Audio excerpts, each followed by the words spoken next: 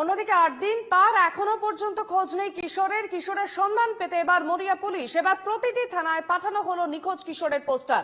হাসপাতাল, স্টেশন থেকে শুরু করে প্রতিটি জায়গায় পুলিশের তরফ থেকে পোস্টার দেওয়া হলো।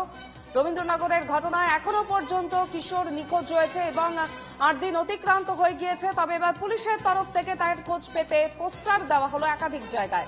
হাসপাতাল থেকে শুরু করে স্টেশন চত্বরে পড়ল পোস্টার।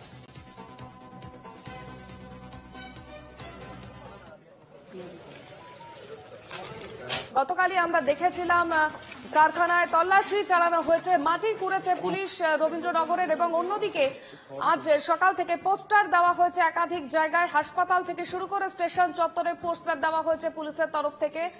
৮ দিন পার হয়ে গিয়েছে, এবার কিশোরের সন্ধান পেতে এবার মরিয়া পুলিশ। তবে এবার প্রতিটি থানায় পাঠানো হয়েছে নিখোঁজ কিশোরের পোস্টার। টেলিফোন লাইনে রয়েছেন আমাদের প্রতিনিধি বিশ্বজিৎ নস্কর। বিশ্বজিৎ, এবার পোস্টার দেওয়া হলো খোঁজ পেতে। দেখো অর্পিতা, তুমি যেমনটা জানাচ্ছিলে একদমই তাই। রবীন্দ্রনগর কাণ্ডে পুলিশ সূত্র থেকে জানা যাচ্ছে যে নিখোঁজ নাবালক বাচ্চাটির পোস্টার বিভিন্ন হোয়াটসঅ্যাপ গ্রুপ, প্রতিটি থানা এবং প্রতিটি হসপিটাল, এর পাশাপাশি প্রতিটা স্টেশন চত্বরে পোস্টার মারা হয়েছে।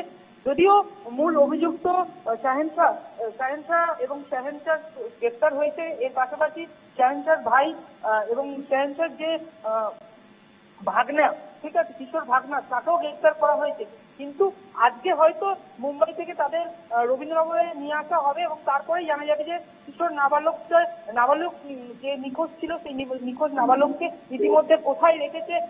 যে নাবালকের খোঁজ পাওয়া যাচ্ছিল না, তখন কিন্তু হয়তো তার খোঁজ মিলবে, এমনটাই আশঙ্কা করছে রবীন্দ্রনগর থানার পুলিশ। অর্পিতা, সঙ্গে থাকো বিশ্বজিৎ।